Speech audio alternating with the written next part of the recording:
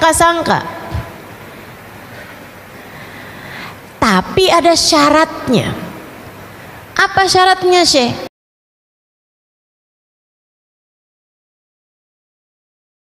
Seorang istri yang dinafkahi secara cukup oleh suaminya, sementara ia memiliki anak-anak yang sangat memerlukan perhatian, kasih sayang, dan juga dekapan, dan suaminya memberikan semua kebutuhan-kebutuhan secara materi kepada istri dan anak-anaknya, perempuan semacam ini ibadah mengurusi keluarganya di rumah jauh lebih baik daripada bekerja. Saudaraku sekalian saya muliakan, akan tetapi wanita yang menanggung nafkah keluarga karena tidak ada suaminya, atau menanggung nafkah bagi dirinya sendiri karena orang tuanya berada dalam keadaan tidak memungkinkannya untuk menanggungkan nafkah baginya, apalagi jika dia harus pula menanggung nafkah bagi orang tuanya, apalagi jika dia harus menafkahi anak-anaknya dalam keadaan tidak ada suaminya atau suaminya tidak memberikan nafkah bagi mereka, maka yang demikian bekerja lebih baik daripada berdiam atau tidak melakukan pekerjaan, melainkan sibuk untuk beribadah secara di rumah. Saudaraku sekalian, kalau ada orang-orang yang menyatakan bahwa Islam tidak setuju wanita-wanita yang bekerja, apalagi doktrin-doktrin semacam Islam mendiskriminasikan kaum wanita, melarang mereka untuk bekerja, sehingga akhirnya banyak perempuan-perempuan yang hidup di bawah garis kemiskinan tidak mampu untuk membiayai kehidupan, menjadi tanggungan dan beban bagi keluarganya, apalagi jika ia telah memiliki anak dan sekarang menjadi janda misalnya. Ucapan-ucapan yang seperti itu sangat tidak bertanggung jawab, apalagi mengingat bahwa wanita salehah yang menjadi pilar agama ini, bahkan yang ditakdirkan Allah sebagai orang pertama yang masuk ke dalam agama Islam, yaitu Sayyidah Khadijah bintu Khuwailid, istri baginda kita Nabi besar Muhammad sallallahu alaihi wasallam, adalah seorang wanita yang bekerja. Jangan lupa itu. Sayyidah Khadijah, suri tauladan kita. Sayyidah Khadijah, Ummul Mukminin, ibu bagi semua orang yang beriman. Sayyidah Khadijah Al-Kubra, wanita agung, wanita besar, yang bahkan Nabi Muhammad menyampaikan tentangnya, walladzi ba'atsani bil haqqi nabiyya ma abdalani Allah taala bi khairin minha innaha amanat bihina kafara biyan nas wa a'tatni min maliha hina haramani yan nas wa razaqani minhal aulad duna ghairiha. Sungguh demi Allah, Allah tidak pernah menggantikan untukku wanita yang lebih baik daripada Khadijah. Ia adalah seorang perempuan yang beriman padaku di saat belum ada sesiapapun yang beriman. Dia adalah seorang yang memberikan hartanya padaku di saat belum ada sesiapapun mau mendukungku dengan hartanya. Dan Allah anugerahkan untukku anak-anak dari rahimnya yang tidak dianugerahkan dari selainnya. Wanita ini yang tak tergantikan di hati Nabi Muhammad ini adalah seorang perempuan yang bekerja. Saudariku sekalian yang saya muliakan, ada kemuliaan. Ada kemuliaan dalam bekerja, sebagaimana ada kemuliaan bagi yang juga tidak bekerja. Semua masing-masing mulia di tempatnya. Kalau kondisi mengharuskanmu berada di dalam rumah, menyelesaikan urusan-urusan rumah tangga, jangan cari-cari alasan untuk bekerja meninggalkan ibadah yang seharusnya kamu lakukan di rumah, dari mengurusi anak-anak dan mengurusi rumah tanggamu. Sebaliknya, jika keadaan memaksamu untuk bekerja, jangan cari alasan. Apalagi dengan mengatasnamakan agama untuk kamu bermalas-malasan dan kamu bilang bahwa wanita biarkan sajalah di rumah tidak bekerja, kami akan sibuk beribadah. Kemudian kamu sibuk meminta-minta kepada orang lain dan mengatasnamakan kemalasanmu tersebut untuk bekerja sebagai sebuah bagian dari ibadah. Enggak gitu. Semuanya baik, semuanya mulia, asal diletakkan di tempat masing-masing. Karenanya, lihat dirimu itu. Sebenarnya saya bagusan kerja apa bagusan ibadah? Itu masing-masing tahu. Yang gak bagus itu ngikutin hawa nafsu. Dalam hidup kita ini yang gak bagus selalu mengikuti hawa nafsu.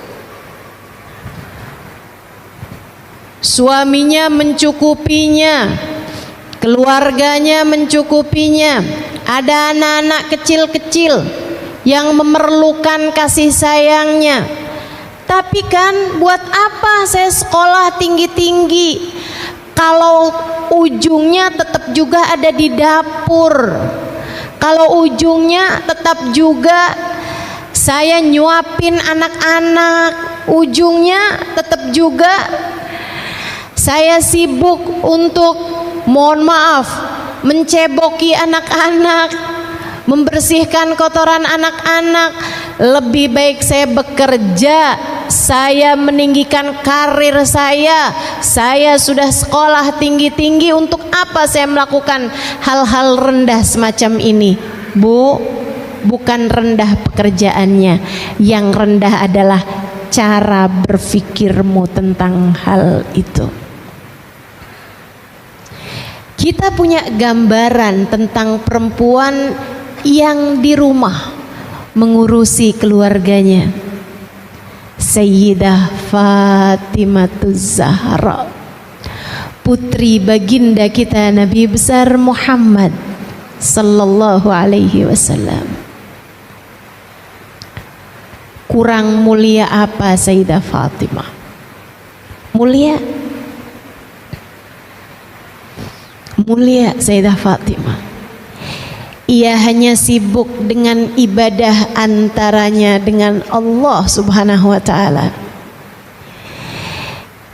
Ia sibuk mengurusi urusan-urusan suami dan anak-anaknya.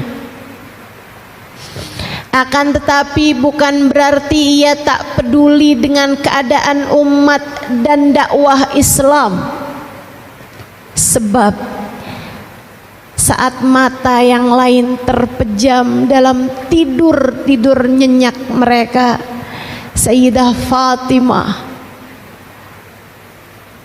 menggelar sejadahnya, bersimpuh di mihrabnya, sujud panjang, ruku berdiri panjang, menghadap Allah Subhanahu wa ta'ala dalam rokaat tahajudnya, menengadahkan tangan, mendoakan umat Islam, umat ayahnya Nabi besar Muhammad sallallahu alaihi wa ala alihi wa sahbihi wasallam. Ya Allah, sayangilah umat ini ya Allah. Ya Allah, rahmatilah mereka ya Allah. Ya Allah, ampunilah dosa mereka ya Allah. Mudahkanlah urusan mereka ya Allah. Ya Allah. Ya Allah. Ada kemuliaan bagi wanita yang sibuk beribadah, ada kemuliaan bagi wanita yang sibuk bekerja jika keduanya tidak mengikuti hawa nafsu. Ada kemuliaan pada wanita yang berdiam diri dalam rumah beribadah. Ada kemuliaan bagi wanita yang keluar rumah untuk bekerja. Yang tidak mulia adalah perempuan-perempuan yang menyibukkan diri untuk bermaksiat kepada Allah Tuhannya. Yang gak mulia adalah perempuan-perempuan yang sibuk menghias-hiasi dirinya untuk berusaha mendapatkan simpati dan empati dari lawan jenisnya, yang bahkan kadang-kadang gak peduli apakah laki-laki tersebut sudah beristri ataupun belum.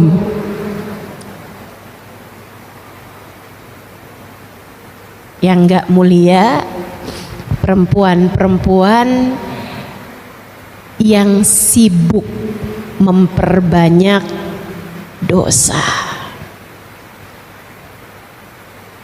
Semuanya baik selagi kamu tempatkan diri sesuai dengan porsinya. Semoga Allah selalu bimbing kita. Amin. Semoga Allah selalu membimbing kita. Semoga Allah selalu membimbing kita. Itu kalau ditanya ibadah atau bekerja. Sekarang kalau kita bahas mengenai ibadah dan bekerja, saudaraku sekalian yang saya muliakan, ingat ucapan baginda kita Nabi besar Muhammad kepada seorang sahabatnya, yang mana sahabatnya ini, sahabat Ansor ini, ada seseorang yang bersahabat atau dipersaudarakan dengan Abdullah ibn Rawahah. Di awal-awal Islam, ketika baru hijrah orang Mekah ke Madinah, hal pertama yang dilakukan Nabi mempersaudarakan kaum Ansor, orang Madinah, dengan orang Mekah, disaudara-saudarakan. Sampai beneran jadi kayak saudara gitu, dipersaudarakan dalam Islam. Nabi Muhammad sendiri yang mempersaudarakan mereka. Si fulan, kamu saudaraan sama ini ya. Si ini, kamu persaudaraan sama ini. Itu teman-teman saudaraku sekalian, hukum dipersaudarakan sama Nabi Muhammad di mata Allah bahkan lebih kuat daripada persaudaraan yang tersebab darah sekalipun. Satu kandung ama satu tangan dipersaudarakan sama Nabi lebih kuat yang dipersaudarakan sama Nabi. Abdullah bin Rawahah satu waktu mengunjungi saudaranya ini yang telah dipersaudarakan sama Nabi, ketemu sama istrinya sebelum turut ayat hijab. Tentu saja istrinya terlihat, istri saudaranya ini, karena istri saudara itu ipar itu bahkan yang saudara kandung sekalipun ipar bukan mahram. Tentu yang dipersaudarakan sama Nabi Muhammad ipar juga bukan mahram. Tapi ini belum turun ayat hijab sehingga dia membuka wajahnya di hadapan Abdullah ibn Rawahah. Abdullah lihatnya, ya ampun kakak kok begini amat kak di rumah, nggak dandan, nggak mandi, tampangnya kucel, kumus, tampangnya bener-bener nggak terawat gitu, kelihatan banget nggak ngurusin badan, mukanya nggak dirawat, nggak wangi, bahkan cenderung bau macem-macem. Bukankah suami kakak ada di rumah? Si istri tersebut menjawab, dia bilang, ya kayak nggak tahu aja saudara kamu tuh, ada nggak ada saya kayak nggak ada bedanya. Saya ada seperti nggak ada. Dia itu kalau malam sholat nggak tidur sama sekali, kalau siang puasa nggak pernah sentuh saya sama sekali. Saya cuman yang bagian masak, nyiapin dia buka mesaur. Dia bahkan tidak melirik saya dari ujung matanya. Apa yang disampaikan perempuan ini diadukan oleh Abdullah bin Rawahah kepada Nabi Muhammad sallallahu alaihi wasallam. Ya Rasulullah, faqad zurtu akhi fillah. Saya kemarinan mengunjungi saudara saya yang telah engkau persaudarakan di jalan Allah. Saya mendapati istrinya, diceritakan tuh, dan juga apa yang disampaikan oleh istrinya. Nabi kemudian memanggil laki-laki Ansor nih, sahabat Ansor ini, ditanya sama Nabi Muhammad, karena Nabi kalau mau negur, kalau mau menyampaikan sesuatu harus tabayyun terlebih dahulu, nyari kepastian, klarifikasi, istilah orang zaman sekarang. Kata Nabi Muhammad, hal gumtal lailah kullaha, apakah kamu kalau malam bangun ibadah sholat di semua bagian malam, nggak tidur sama sekali? Dia menjawab, bala ya Rasulullah, betul wahai Rasulullah, saya kalau malam nggak tidur sama sekali, saya sholat sepanjang malam wahai Rasul. Bangga.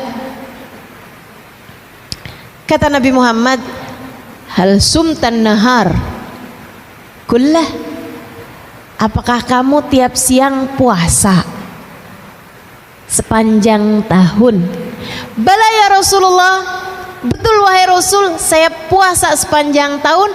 Nggak puasa cuman kok lebaran sama hari tasyrik doang. Bangga disebutkan hal itu di hadapan Nabi. Nabi sudah klarifikasi kebenaran ucapan Abdullah bin Rawahah sekaligus kebenaran ucapan istrinya. Apakah kamu tidak pernah mendatangi istrimu? Tidak wahai Rasulullah. Nggak pernah berhubungan intim sama istrinya lagi sejak mulai mengenal Islam.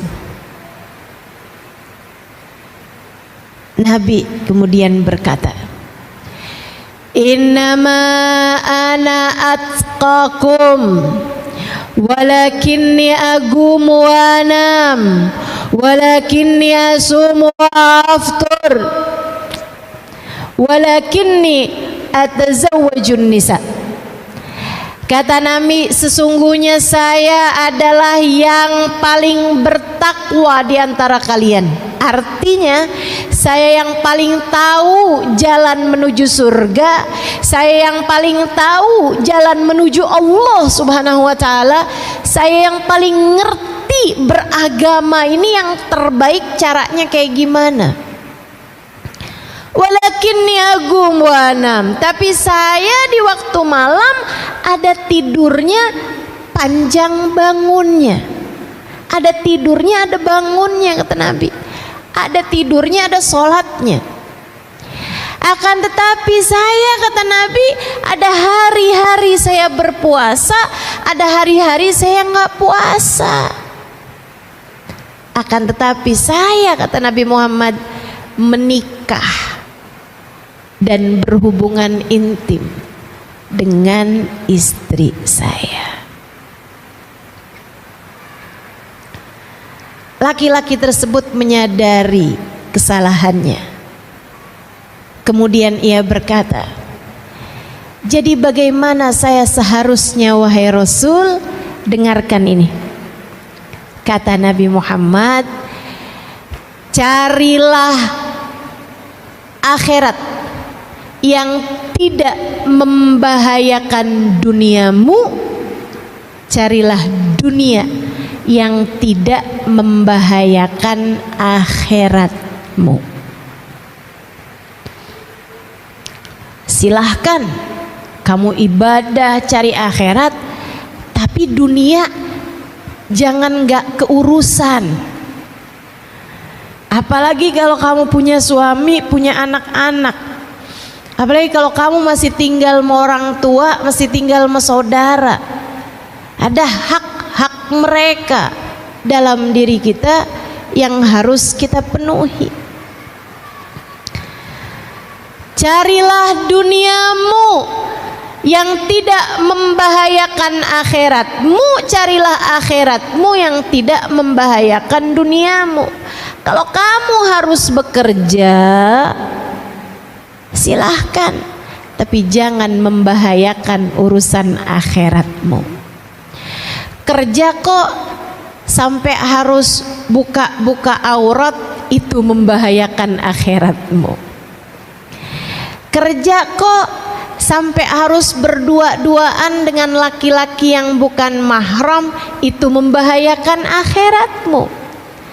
Kerja kok sampai sholatnya dikumpul-kumpulin, dijamak-jamak tanpa ada sebab yang dibenarkan, itu membahayakan akhiratmu. Kerja tapi sampai enggak sempet baca zikir, enggak sempet baca Quran. Kerja sampai enggak pernah bangun malam, enggak pernah sholat duha. Kerja yang demikian membahayakan buat akhiratmu. Karenanya bekerja dan beribadah, keduanya harus sama-sama seimbang. Keduanya harus seperti dua sayap bagi seekor burung. Jangan timpang di satu sisinya, kamu akan terjatuh. Maka untukmu yang harus bekerja, silahkan bekerja. Akan tetapi sekali lagi ku sampaikan padamu, Jangan tinggalkan Allah dalam pekerjaanmu. Jangan tinggalkan agama dalam pekerjaanmu. Jangan tinggalkan Islam dalam pekerjaanmu. Jangan tinggalkan Nabi Muhammad dalam pekerjaanmu, sebab meskipun kamu bekerja, kamu adalah hamba Allah. Hanya kepadanya kamu kembali, dan hanya dialah satu hakikatnya, sang pemberi rezeki. Silahkan bekerja, tapi kamu jangan pernah lupa, kamu adalah seorang muslimah, kamu adalah seorang mukminah, kamu adalah umat Nabi Muhammad sallallahu alaihi wasallam. Jangan sampai sibukmu memikirkan kemapanan hidup di dunia membuatmu lupa tentang memikirkan kemapanan hidup akhirat. Sekali lagi, jangan sampai sibukmu memikirkan rumahmu, kendaraanmu, apa yang kamu makan di dunia membuatmu terhalang dengan kebahagiaan yang sejati yang seharusnya kamu kejar dari sejak kamu masuk ke dalam kuburan.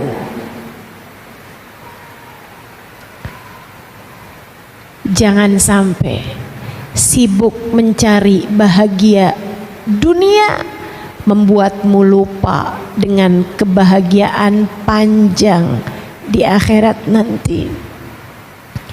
Silahkan bekerja, tapi kamu harus tahu esok atau lusa kamu akan mati. Wa khairuz zadit taqwa, dan sebaik-baik bekal adalah takwa. Ibadah, kerjakan kewajiban Allah, tinggalkan larangan-larangannya. Jangan sampai sibukmu nyari hidup yang enak bikin kamu lupa untuk mencari akhirat yang enak. Insya Allah bekerja dan ibadah. Sekarang yang terakhir, bekerja sama dengan ibadah. Ada 3 bagian kan tadi? Bekerja atau ibadah, kamu udah tahu masing-masing. Silahkan cari mana nih yang lebih tepat untuk saya. Bekerja dan ibadah, kamu harus tahu juga, jangan sampai kerjamu bikin kamu lupa sama ibadah. Sebagaimana sebaliknya, orang kalau ibadah aja juga jangan sampai lupa sama kerja, sama urusan nafkah jika memang dia memerlukannya. Saudaraku sekalian saya muliakan, yang terakhir saya akan sampaikan kepadamu mengenai, Ustaz aku udah terakhiran aja, kayaknya masih awal dah. Panjang, tenang. Yang terakhirnya nih panjang. Bekerja sama dengan ibadah. Dengarkan saya ingin mengajarkan padamu agar setiap lelahmu dalam bekerja bernilai pahala di sisinya. Saya akan sampaikan kepadamu cara, tips, trik bagaimana agar setiap kali kamu melakukan pekerjaanmu, apa yang kamu lakukan tersebut bernilai ibadah di sisi Allah Subhanahu wa taala, menyibukkan tangan malaikat raqib untuk mencatat pahala-pahalamu meskipun kamu sedang dalam keadaan bekerja urusan duniamu. Saudara sekalian yang saya muliakan, kerja sama dengan ibadah dengan dua syarat. Yang pertama, harus benar niatnya, sebab innamal a'malu binniyat wa innama likulli imri'in ma nawa. Sesungguhnya segala sesuatu tergantung dari bagaimana niatnya, dan sesungguhnya setiap orang hanya akan diberi sesuai dengan niatnya. Faman kanat hijratuhu ilallahi wa rasulih fahijratuhu ilallahi wa rasulih. Siapa yang berangkat pergi hijrah dari Mekah ke Madinah, nih sekarang nih kita berada di awal tahun Hijriah. Ibadah paling besar pada masa itu adalah pindah kewarganegaraan dari warga negara Mekah menjadi warga negara Madinah. Ninggalin rumah, ninggalin tetangga, ninggalin pekerjaan, ninggalin toko, ninggalin kaum kerabat yang tidak beriman, bahkan meninggalkan pasangan jika tidak seiman. Mereka tinggalkan kota-kota mereka Mekah, berangkat bergerak menuju Madinah. Ibadah apa yang lebih besar daripada itu, saudaraku sekalian? Akan tetapi meski ibadah sebesar itu, Nabi Muhammad menyampaikan, faman kanat hijratuhu ilallahi wa rasulih. Siapa yang tujuan hijrahnya pengen dapat pahala di sisi Allah, pengen bisa mengerjakan ibadah dengan tenang, sebab di Mekah nggak tenang ibadah. Ada pedang-pedang kaum kafir Quraisy yang sepertinya mengintai di balik tembok-tembok rumah mereka. Mereka meninggalkan Mekah ke Madinah mau nyari ketenangan ibadah. Faman kanat hijratuhu ilallah.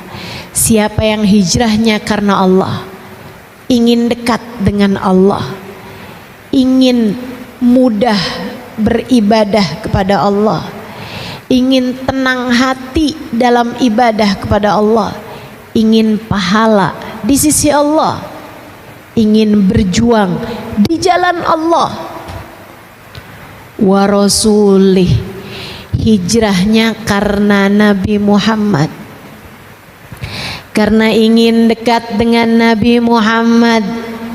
Nabi Muhammadnya hijrah, saya juga hijrah. Karena saya nggak sanggup tinggal di Mekah, tapi Nabi Muhammadnya tidak lagi berada di Mekah, maka saya memutuskan untuk hijrah ke Madinah.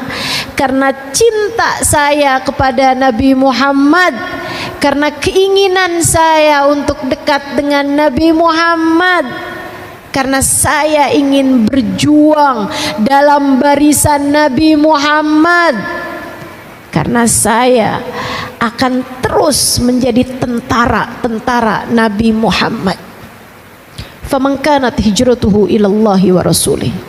Siapa yang hijrahnya karena Allah, siapa yang hijrahnya karena Rasulullah, fahijratuhu ilallahi wa rasulih, maka pahala hijrahnya, maka balasan hijrahnya dari Allah dan Rasulnya. Ada pahala dari Allah, ada kedekatan dengan Allah, ada cinta Allah, ada rahmat Allah, ada kebahagiaan akhirat Allah siapkan bagi mereka, ada surga sebagai balasan bagi mereka. Wa rasuli, hijrahnya untuk Rasulullah, maka ada balasan kedekatan dengan Rasulullah, ada balasan cinta dari Rasulullah, ada balasan kebersamaan kelak dengan Rasulullah, dunia sampai akhirat. Sebaliknya, faman kanat hijratuhu lid-dunya yusibuha, siapa yang hijrahnya melulu kepengen dapat dunia, hijrahnya nggak ada Allah-Allahnya, nggak ada Rasulullah-Rasulullahnya. Ngapain kamu ikutan berangkat nih? Orang-orang pada sibuk berangkat dari Mekah ke Madinah, kamu ikutan? Iya nih, kerja di Mekah nggak hasil-hasil, bangkrut mulu. Siapa tahu dah kalau dagang di Madinah nih, siapa tahu kurang banyak saingan, mudah-mudahan nih laku. Saya waktu di Mekah nih nggak pernah sempet punya rumah, harga tanahnya mahal. Kali-kali dah kalau ikutan berangkat hijrah ke Madinah, Nabi Muhammad boleh kali nyariin saya rumah. Nabi Muhammad boleh kali nyariin saya tanah. Dia pengen dapat dunia, dia tidak memikirkan tentang urusan akhirat, dia tidak memikirkan tentang urusan antara dia dengan Allah ataupun pengorbanan yang dia dapat lakukan untuk Rasulullah. Melulu urusannya duit, melulu urusannya cuan, melulu urusannya keuntungan duniawi. Hati-hati adik-adik, kamu mungkin untuk terjerumus kepada hal ini. Siapa yang hijrahnya hanya karena dunia, sama halnya dengan siapa yang kerjanya hanya karena kepengen dunia aja, au imra'atin yang kihuha, atau dia hijrah karena kepengen bersama dengan perempuan yang ingin dia nikahi. Dia hijrah ke Madinah jauh-jauh dengan segala kelelahannya, bukan karena ingin bersama dengan Nabi Muhammad, melainkan karena ia ingin bersama dengan perempuan yang sedang dia taksir, namanya Ummu Gais. Fahijratuhu ila ma hajara ilaihi, kata Nabi, balasan hijrahnya, pahala hijrahnya hanya mendapatkan apa yang menjadi niatnya tersebut. Pengen dapat dunia, ya cuman dapat dunia aja, itu juga kalau dapat. Pengen dapat jodoh, ya udah balasannya cuman dapat jodoh aja, itu juga kalau dapat. Kalau nggak dapat, lalu walaleh, nggak dunia nggak akhirat, nggak ada yang dia dapat. Percuma, sia-sia. Maka saudariku, untukmu yang bekerja, jangan sampai apa yang kamu lakukan di banyak tahun umur dalam hidupmu di dunia ini menjadi sesuatu yang sia-sia. Sebab kamu tidak sedang menjalani masa hidup percobaan, sebab kamu tidak punya umur cadangan. Umurmu yang sekarang kamu jalani, kehidupanmu yang sekarang kamu jalani, inilah yang nanti akan dihisab jam demi jamnya, bahkan menit per menitnya, bahkan detik per detiknya. Pastikan tak ada yang sia-sia. Pastikan tak ada yang sia-sia. Benahilah niatmu. Benerin niatmu teman-teman, benerin niatmu. Kamu bangun pagi bersegera untuk bekerja. Ada yang naik kereta, ada yang naik bis, ada yang naik sepeda motor, ada yang mungkin naik mobil. Kamu sibuk, berapa jam dari waktumu yang kamu gunakan untuk bekerja? Dan alangkah sedihnya jika saat kamu menghadap Allah Subhanahu wa Ta'ala, kamu ternyata tidak membawa bekal yang cukup untuk menghadap kepadanya. Karena begitu panjang waktumu untuk bekerja yang tidak bernilai ibadah. Jangan sampai kamu jadi kayak begitu. Sebab kalau kamu jadi yang kayak begitu, maaf ya, ini kerjaan bukan cuma untuk kerja orang yang kerjanya di perusahaan-perusahaan seperti dirimu ini, tapi semua pekerjaan. Mohon maaf, bahkan yang menjadi guru, bahkan yang bekerja menjadi ustazah di pesantren-pesantren, bahkan yang membangun pondok pesantren sekalipun, jika tujuannya bukan Allah dan Rasulnya, bersiaplah untuk kecewa. Bahkan yang kerjanya seperti saya misalnya, pegang mic di hadapanmu seperti ini, jika tujuanmu bukan Allah dan Rasulnya, apapun yang kamu kerjakan, bersiaplah untuk kecewa.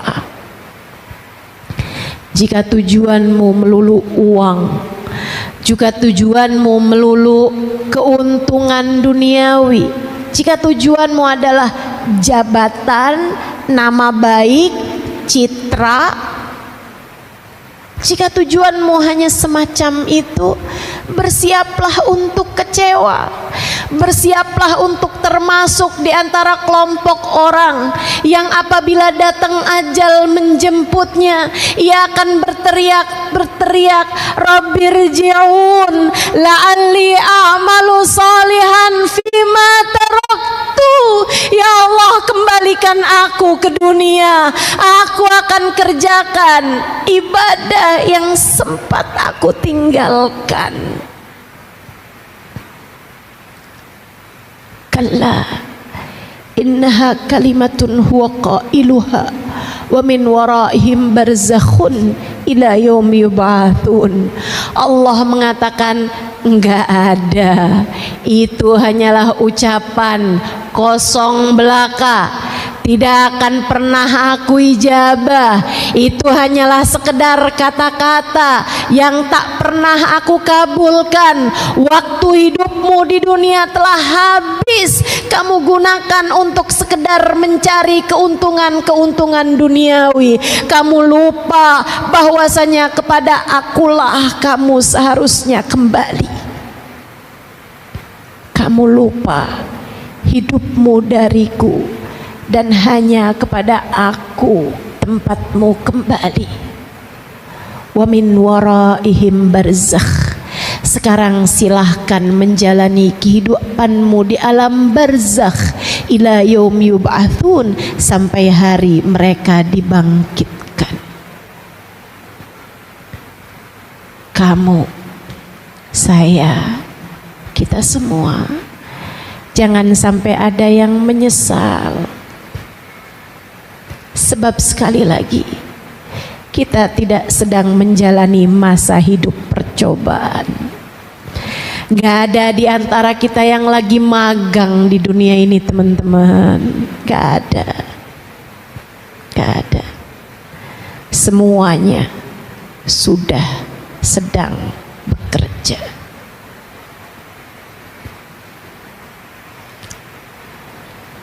Niatnya benerin. Niatnya benerin. Niatnya buat apa, Ustazah? 1, niat nyari rezeki yang halal.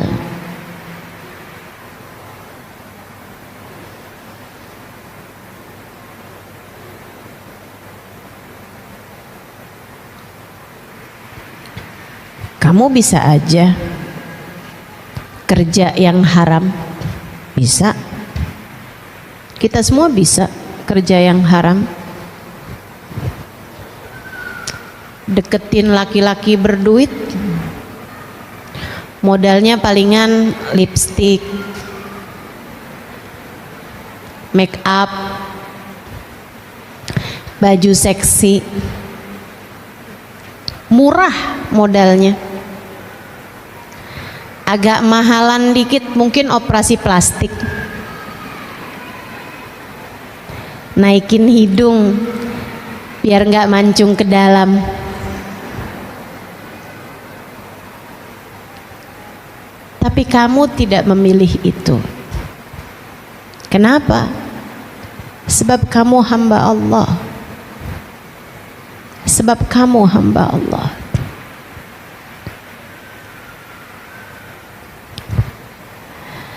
Atyab ma ya'kuluhul insan min kasbiyadih.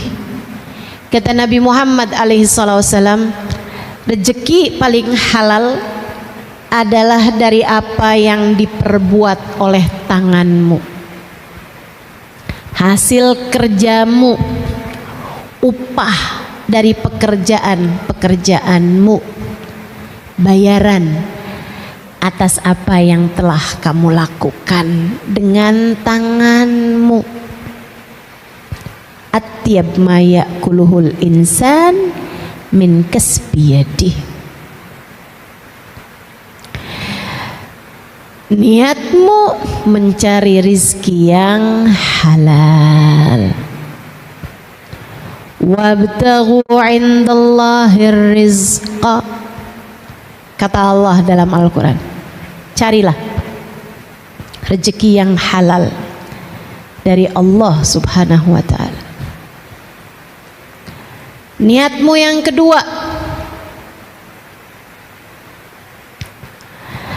kamu bekerja untuk dapat menghidupi, memberi penghidupan untuk dirimu dan juga orang-orang yang kamu tanggung.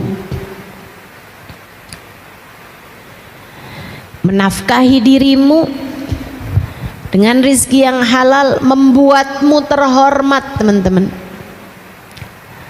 Sebab Islam tidak pernah merestui pengemis. Islam tidak pernah menyukai orang yang minta-minta. Itu adalah sehina-hina apa yang dapat dikerjakan oleh seseorang. Sampai Nabi Muhammad bilang, kalau ada orang naik kuda, kuda itu binatang paling mewah. Kalau ibarat sekarang, kalau ada orang naik Mercy, kemudian turun dari Mercy-nya dan minta kepadamu, kasih. Ada orang turun dari kudanya, kemudian dia meminta kepadamu, kasih. Kenapa gitu Rasul? Sebab ia telah menghinakan dirinya dengan meminta-minta. Jangan hinakan lagi dia dengan tidak diberi. Pekerjaan paling hina, kalau sampai kamu datang mengetuk rumah saudaramu, terus kamu bilang sambil gosok-gosok dengkul, Kak atau Bang, uang SPP sekolah naik, atau beras di rumah udah hampir habis, maka kamu bekerja agar tidak meminta-minta. Kamu niat untuk itu, niat menjadi afif, niat menjadi aziz, niat menjadi seorang yang memiliki harga diri. Sebab meminta-minta adalah sehina-hina pekerjaan. Sebab meminta-minta adalah pekerjaan seseorang yang tidak punya harga diri. Nabi satu waktu melihat seseorang minta-minta di masjid. Panggil Nabi Muhammad, "Ta'al, ta'al. Kamu punya apa di rumah?" "Gak punya apa-apa saya Rasul." "Beneran saya gak punya apa-apa. Makanya saya minta-minta Rasul, karena saya gak punya apa-apa di rumah Rasul." Dan jujur, dia jujur. Tapi Nabi kembali mengulangi, "Coba diingat-ingat, kamu punya apa di rumah?" Maksudnya dia nggak punya uang, maksudnya dia nggak punya barang-barang mewah. Tapi Nabi ingin membuat dia ingat barang apa yang lebih dari kebutuhan dia gitu. Terus dia bilang, "Saya Rasul punya madhar, tempat wudhu. Dan saya juga Rasul punya piring tempat makan lebih." Misalnya kayak dia mestinya cukup dengan satu, tapi ini punya dua gitu. Atau dia perlunya dua, punya tiga gitu. Kata Nabi Muhammad, "Bi'huma." Jual, jual keduanya, jual. Dia pun jual dua barang tersebut. Mungkin kayak sekarang laku 20.000 gitu. Misal dia bawa tuh uang 20.000 ke hadapan Nabi Muhammad. "Rasul, udah saya jual tuh barang, ini uangnya ya Rasulullah." Kata Nabi Muhammad, "Ihtatib, kamu cari kayu, kemudian kamu jual sebagai kayu bakar, atau kamu belah-belah batu, kemudian kamu jual kepada orang yang sedang mengerjakan bangunan. Jangan minta-minta kepada siapapun. Lebih baik kamu bekerja. Jika kamu tetap memutuskan meminta, ya'tilak nuktah sauda, maka kamu di akhirat nanti akan membawa satu titik hitam di wajahmu setiap kali kamu meminta." Bayangkan, tiap minta ada satu titik hitam di wajah kita di akhirat nanti. Gimana kalau kamu kerjaannya minta-minta? Karenanya niatkan kamu kerja, satu, buat nyari rezeki yang halal. Yang kedua, biar kamu dapat menafkahi dirimu dan menafkahi diri orang-orang yang kamu tanggung nafkahnya, sehingga kalian semua tidak menjadi orang yang minta-minta. Niatnya yang bagus. Niat yang ketiga, al-mu'minul qawi khairun minal mu'minid dhaif. Kata Nabi Muhammad, orang mukmin yang kuat lebih Allah sukai daripada orang mukmin yang lemah. Orang Islam yang kuat, kuat bukan maksudnya kekuatan badan. Kamu kalau lomba tarik tambang kamu menang, bukan. Akan tapi kuat secara pemikiran, kuat secara ilmu, kuat secara materi. Itu lebih Allah sukai daripada orang mukmin yang lemah. Salah satu dari kekuatan kita tentu saja adalah materi yang mencukupi. Teman-teman saudaraku sekalian, jangan tinggalkan anak-anakmu dalam keadaan lemah, miskin. Jangan juga biarkan dirimu hidup di bawah garis kemiskinan, karena itu Islam ada syariat untuk zakat. Zakat itu tidak hanya diberikan kepada fuqara yang memang sangat-sangat miskin, tapi diberikan juga kepada masakin, orang yang miskin aja. Kalau fakir tuh orang miskin banget. Itu dua-duanya harus sama-sama diberi. Kalau orang yang miskin banget dikasih zakat, tujuannya biar dia naik jadi miskin aja, nggak miskin banget. Kalau orang miskin aja tetap dikasih zakat, tujuannya biar apa? Biar dia naik dari garis kemiskinan menuju kepada kecukupan.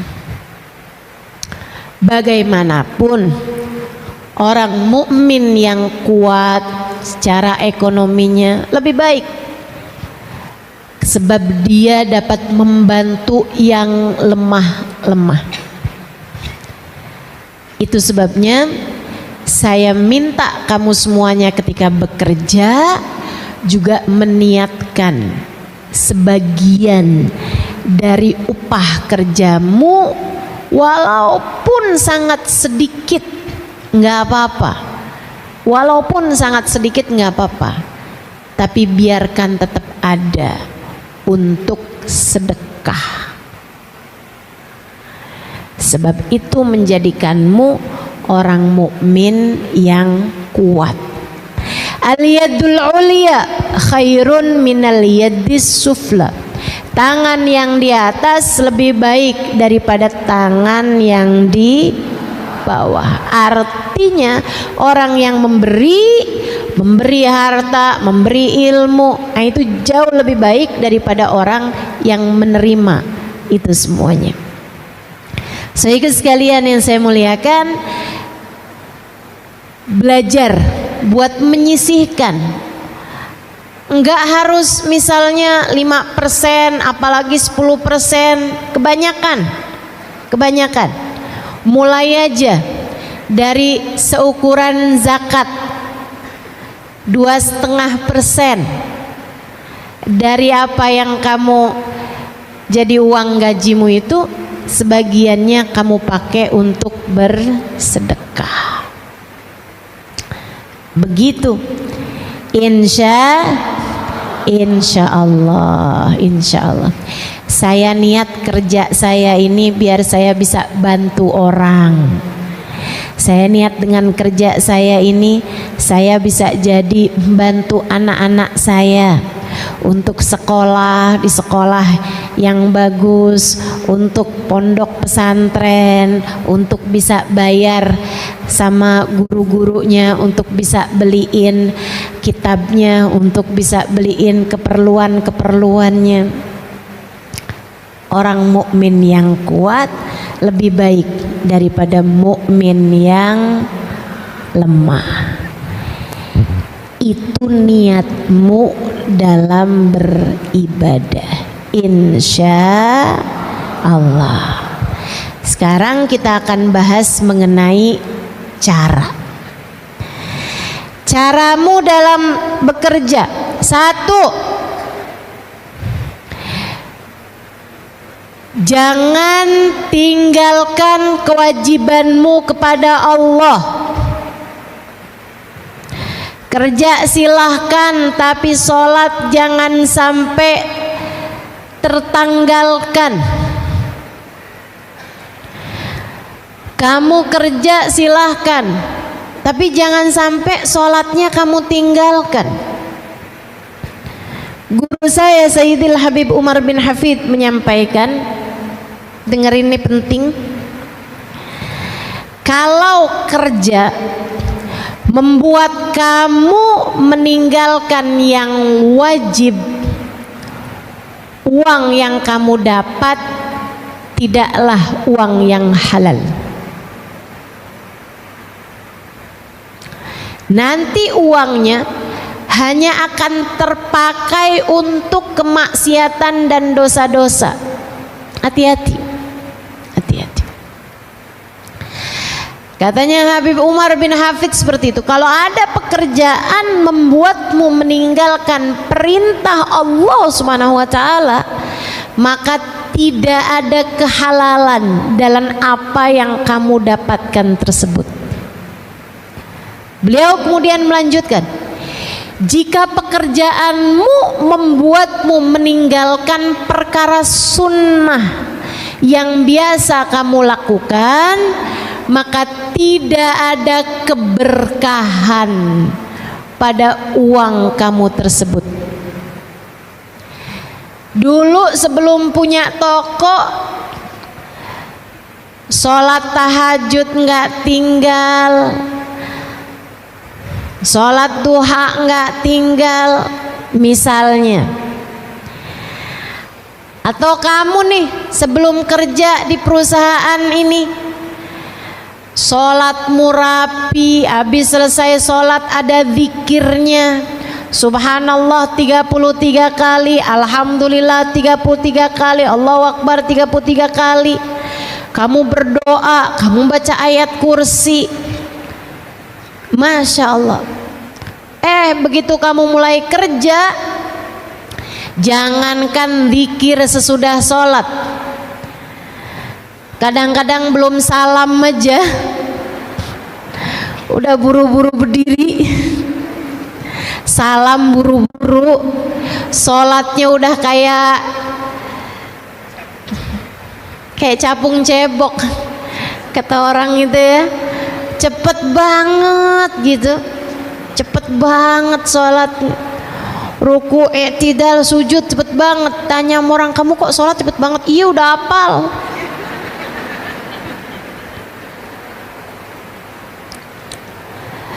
Kamu begitu takut sama bos duniamu hingga kamu melupakan bos yang sesungguhnya.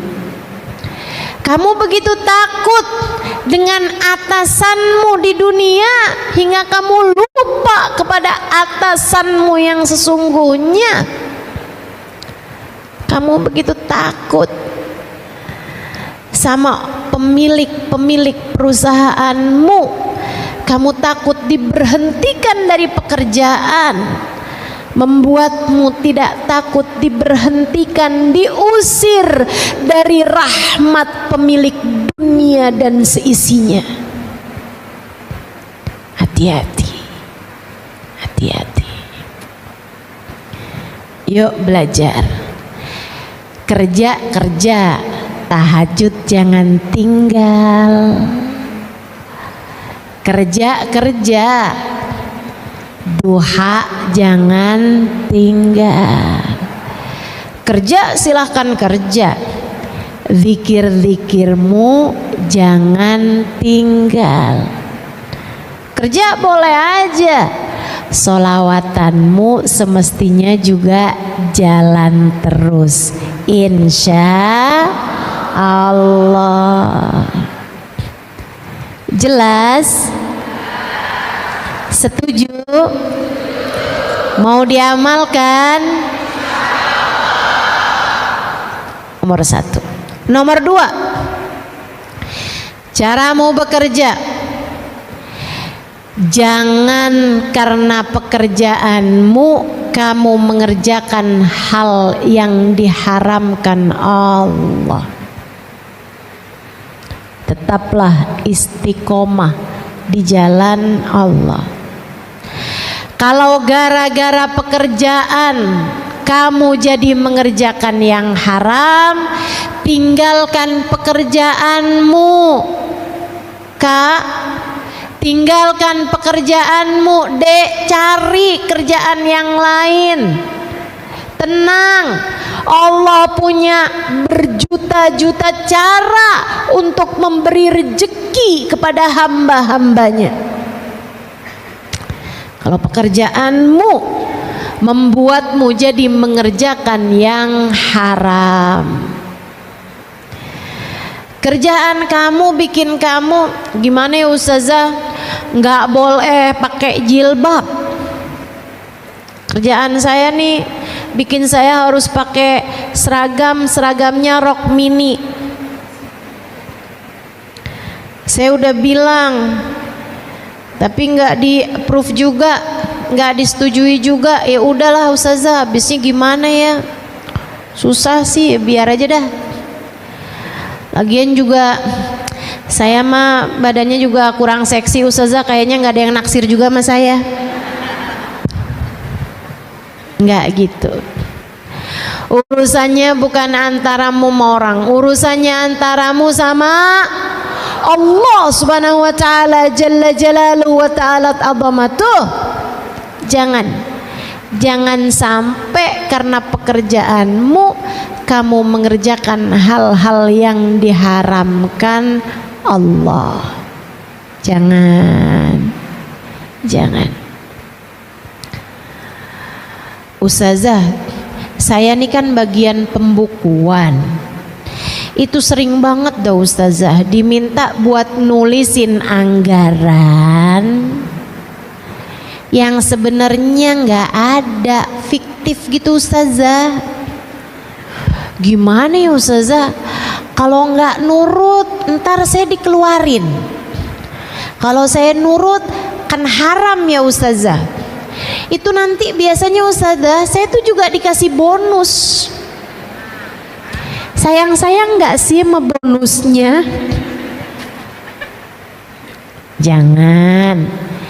Jangan tertarik sama yang haram.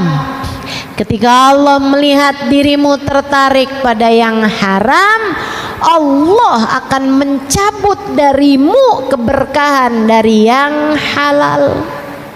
Allah akan mencabut darimu kenikmatan dari yang halal. Jangan teman-teman, jangan tertarik sama yang haram. Jangan tertarik sama yang haram. Yuk jagain, yuk hati-hati.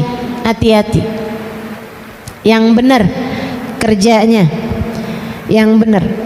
Cukup aturan Allah harus di atas aturan siapapun. Aturan Allah harus di atas aturan siapapun. Saya mau cerita nih. Ada ceritanya orang yang kerja di bar, namanya apa tuh? Yang ya bartender, yang ngeracik minuman haram ya, minuman beralkohol diracik-racik. Kerja di Mesir, di sebuah hotel di Mesir, sebuah hotel bintang 5 di Mesir. Ada barnya, dia kerja di situ. Dia sholat dan dia bahkan nggak minum minuman keras tersebut, dia nggak minum.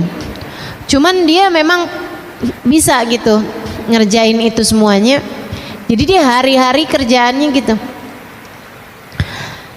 Kemudian di hotel tersebut juga ada banyak hal-hal haram lainnya.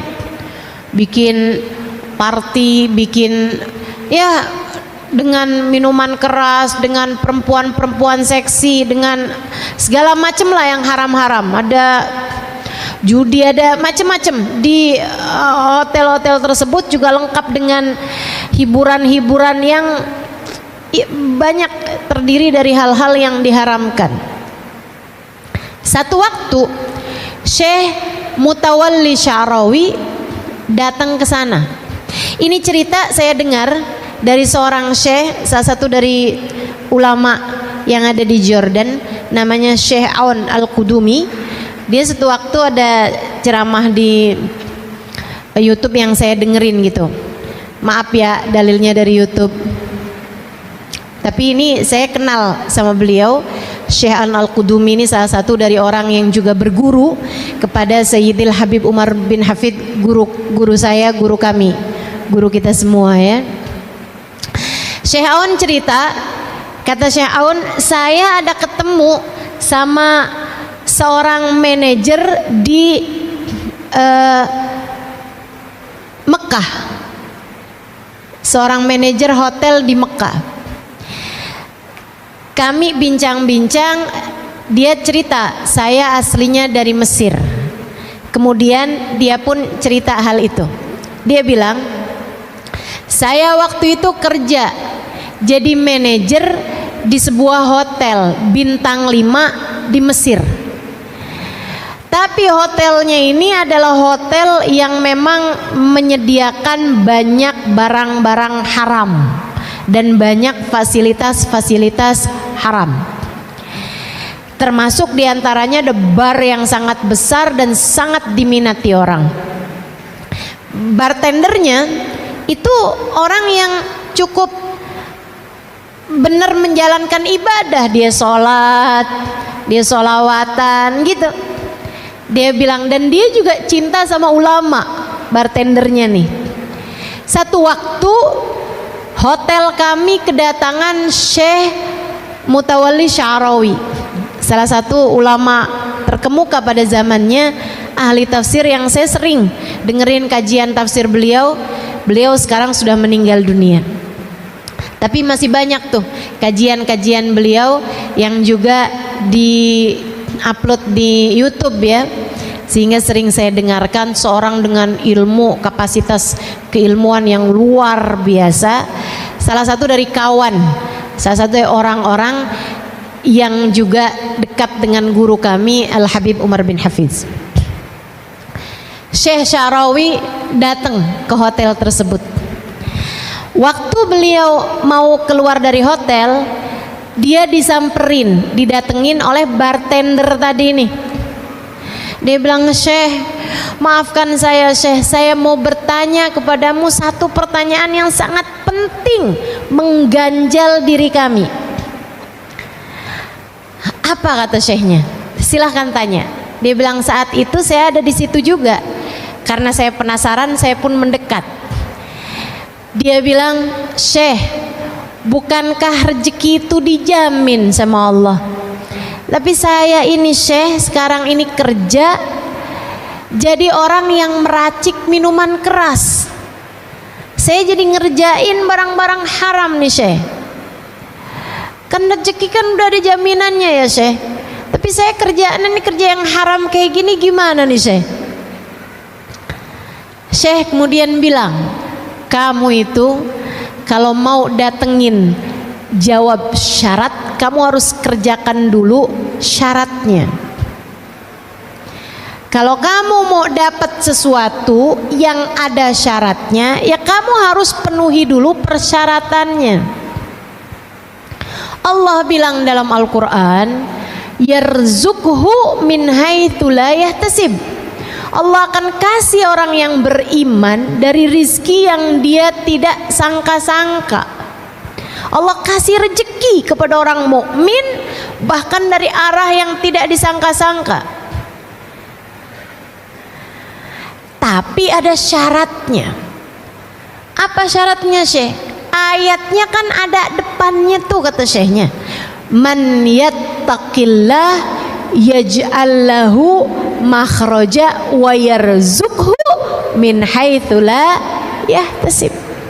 Siapa yang bertakwa kepada Allah, maka Allah akan beri kepadanya jalan keluar dalam setiap permasalahan, dan akan diberi oleh Allah Subhanahu wa taala rezeki bahkan dari arah yang tidak dia sangka-sangka. Kamu kalau kepengen dikasih rezeki sama Allah, kamu kalau kepengen setiap permasalahanmu dikasih jalan keluar, maka kamu harus penuhi persyaratannya yang di depan itu, yaitu jadilah bertakwa, tinggalkan yang haram, jalanin yang diperintahkan. Kerjakan semua yang diperintahkan Allah, tinggalkan yang haram. Jadi saya harus tinggalkan pekerjaan saya ya Syekh. Syekhnya senyum kemudian jalan. Malam itu juga si bartender resign, keluar dari pekerjaannya. Katanya si manajer tadi itu, saya nih iman saya nggak kuat. Saya udah dikasih dengar keterangan itu dari Syekh Mutawalli Sya'rawi, dari Syekh Sya'rawi, tapi saya nih katanya hati saya belum kuat juga ngerjainnya. Jadi akhirnya saya kemudian tungguin. Dia bilang, saya tungguin aja. Saya tungguin sampai saya juga nggak enak hati gitu juga. Akhirnya saya mulain tuh lamar-lamar pekerjaan-pekerjaan, nggak ada yang hasil. Dia bilang 3 bulan kemudian bartender temen saya itu, dia bilang datang ke hotel dengan bawa mobil. Saya tanya sama dia, itu mobil siapa, mobil atasan kamu? Dia bilang enggak, mobil saya. Dia bilang sesudah saya kerjakan apa yang Syekh Sya'rawi sampaikan, Allah gantikan pekerjaan haram saya dengan pekerjaan halal yang jauh lebih berkah, sampai saya akhirnya bisa kebeli mobil. 3 bulan aja. Dia bilang hari itu juga saya resign dari pekerjaan saya. Baru sesudah itu saya lamar-lamar pekerjaan. Subhanallah, saya dapatnya hotel yang tepat berada di depan Masjidil Haram, sehingga memungkinkan saya untuk berulang-ulang kali berangkat menuju kepada umroh ataupun sholat di Masjidil Haram. Masya Allah. Jadi teman-teman saya sekalian, kerjakan perintah Allah. Yang pertama itu kan ya, jangan sampai pekerjaan membuatmu meninggalkan perintah Allah. Kemudian jalani itu tadi, tinggalkan apa yang diharamkan oleh Allah Subhanahu wa taala. Yang keduanya, kemudian yang terakhirnya, tetaplah berada dalam jalan cinta. Tetaplah sayangi umat Islam. Bekerjalah dengan sepenuh cinta. Bekerjalah dengan sepenuh cinta. Jangan sampai kamu celakain orang. Jangan sampai kamu nggak senang sama si ini. Jangan sampai kamu kemudian hasut sama si fulan karena dia kerjaannya lebih bagus darimu, dan seterusnya. Hal-hal yang semacam itu dapat menjadikan pekerjaan yang semestinya kamu dapat dengan cara yang berkah, uangmu berkah, bernilai ibadah pekerjaanmu, akhirnya jadi menggugurkan apa yang sudah, pahala yang sudah kamu dapatkan karena kamu nggak sayang sama teman-teman kamu yang dalam pekerjaan, atau membuatmu jadi kehilangan kasih sayang kepada orang-orang yang ada di sekitarmu. Kalau kamu punya anak, jangan sampai pekerjaanmu membuatmu kehilangan kasih sayang kepada anak-anakmu. Kalau kamu punya suami, jangan sampai pekerjaanmu membuatmu kehilangan kasih sayang kepada suamimu. Kalau kamu masih pada punya orang tua, jangan sampai pekerjaanmu membuatmu kehilangan kasih sayang kepada orang tuamu. Tetaplah berada dalam jalan cinta. Jaga hatimu, jaga hatimu, tetap biarkan ia hidup dengan kasih sayang, dengan cinta dan dengan kasih sayang. Insya Allah jika hal-hal tersebut dapat kamu laksanakan, saya doakan mudah-mudahan Allah Subhanahu wa taala senantiasa membimbing langkah kehidupanmu, menjadikan ibadahmu adalah dengan bekerja, dan bekerja sebagai salah satu bagian dari ibadahmu kepada Allah Subhanahu wa taala. Bekerjamu bernilai ibadah, dan ibadahmu diterima oleh Allah Subhanahu wa taala, dan dijadikan salah satunya adalah lewat bekerja. Rabbana zalamna anfusana wa illam taghfir lana wa tarhamna lanakunanna minal khasirin. Rabbana atina fid dunya hasanah wa fil akhirati hasanah wa qina adzabannar bi fadli subhana rabbika rabbil izzati amma yasifun wa salamun alal mursalin walhamdulillahi rabbil alamin.